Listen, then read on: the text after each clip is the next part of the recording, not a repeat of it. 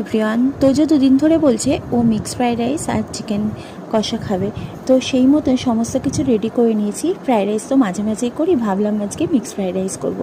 তো সেই রকম সব কিছু রেডি করে নিয়েছি। এখানে আমাদের চিকেনটা রেডি করছি। তোজোর চিকেন রেডি করা হয়ে গেছে, কারণ তোজো অল্প ঝাল খায়, তো তার জন্য অল্প ঝাল দিয়ে চিকেনটা আগেই রেডি করে নিয়েছি। আর এখন আমাদেরটা করছি, আর সাথে সাথে মিক্স ফ্রাইড রাইসও রেডি করে নিয়েছি।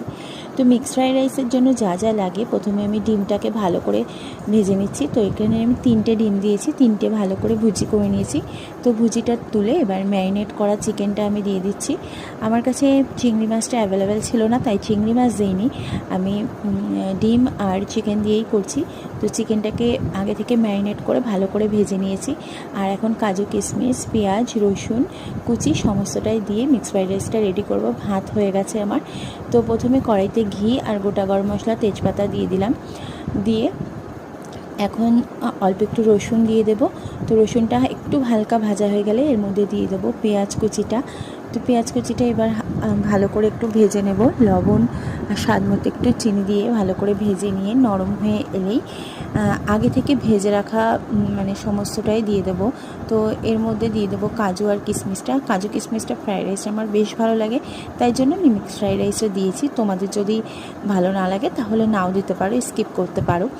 তো যাই হোক, এরপরে সমস্ত দেখো ক্যাপসিকাম, গাজর আর যা যা ভাজা করে রেখেছিলাম সেইগুলো দিয়ে অল্প অল্প করে ভাত দিয়ে এবার মিক্স করে নেব মিক্স ফ্রাইড রাইসটা। ভালো করে দেখো ভাত দিয়ে নিয়েছি। এবার দিয়ে অল্প সামান্য চিনি স্বাদ মতো আর সামান্য একটু লবণ দিয়ে, আর এবার যেটা দরকার যে সয়া সস না দিলে মিক্স ফ্রাইড রাইস ভালোই লাগে না। সয়া সস আর লেবু মাস্ট দিতেই হবে। তো স্বাদ মতো লেবু আমি দেখো চেপে দিয়ে দিলাম, আর সয়া সসও দিয়ে দিয়েছি। দিয়ে এবার ভালো করে মিক্স করে নেব। তো আমার মিক্স ফ্রাইড রাইস একদম রেডি। এখানে স্যালাডও কেটে নিয়েছি।